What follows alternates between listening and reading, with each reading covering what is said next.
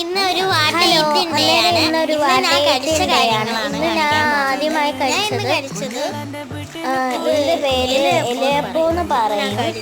നല്ല ടേസ്റ്റാണ്.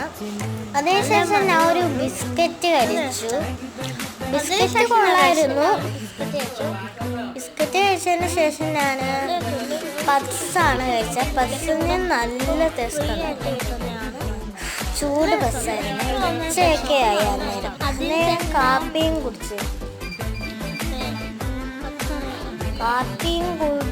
കഴിഞ്ഞപ്പോഴാ ഞാൻ ഉച്ചക്കത്തെ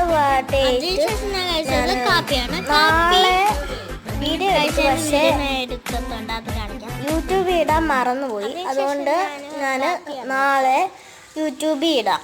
ഇപ്പം അവധിക്കാലമായില്ലേ, മടി കൊണ്ടാണ് ഇപ്പം വീഡിയോ ഇടാത്ത.